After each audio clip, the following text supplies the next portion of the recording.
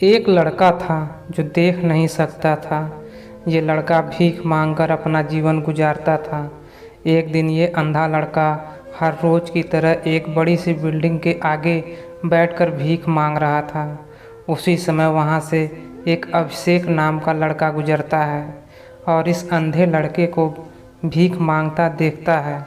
अभिषेक उसी बिल्डिंग में एक ऑफिस में काम करता था।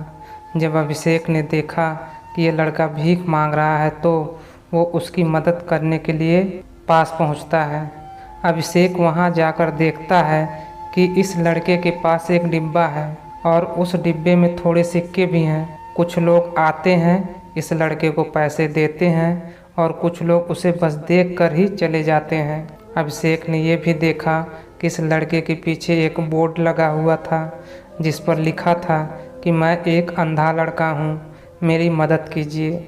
ये सब देखकर अभिषेक अब ये सोचने लगा कि इस दुनिया में भी बड़े कमाल के लोग हैं, जिसे मदद की ज़रूरत है उसे कोई नहीं करता। उस बोर्ड पर जो लिखा था उसे वो मिटा देता है और उसकी जगह पर कुछ और लिख देता है। अब अभिषेक कुछ पैसे उस डिब्बे में रखता है और ऑफिस की ओर बढ़ जाता है। फिर अभिषेक ऑफिस पहुंचता है और हर रोज़ की तरह अपना काम करता है। शाम को जब वो ऑफिस से अपने घर जाने के लिए निकलता है तभी उसे वो अंधा लड़का याद आता है। वो ये सोचता है कि मैं एक बार घर जाने से पहले उस लड़के को देख लूं, मेरे लिखने की वजह से उसके जीवन में कोई बदलाव आया है कि नहीं। अब वह उस लड़के के पास जाता है। उसके पहुंचते ही वो लड़का खड़ा हो जाता है और कहता है कि भैया, मैंने आपको आपके आने की आहट से ही पहचान लिया। आप वही हैं जो सुबह में आए थे और मेरे इस बोर्ड पर कुछ लिख कर गए थे। मैं आपसे सिर्फ इतना पूछना चाहता हूँ कि आपने ऐसा क्या लिखा था मेरे बोर्ड पर कि जो भी यहाँ से गुजरता है वो मुझे कुछ न कुछ देकर ही जाता है। अभिषेक ने कहा, मैंने जो तुम्हारे बोर्ड पर लिखा हुआ था उसे मिटा दिया। तुम्हारे बोर्ड पर लिखा हुआ था कि मैं एक अंधा लड़का हूँ, मेरी मदद कीजिए। मैंने उसे मिटा दिया और यह लिख दिया कि आज का दिन बहुत खूबसूरत है, लेकिन मैं देख नहीं सकता हूँ।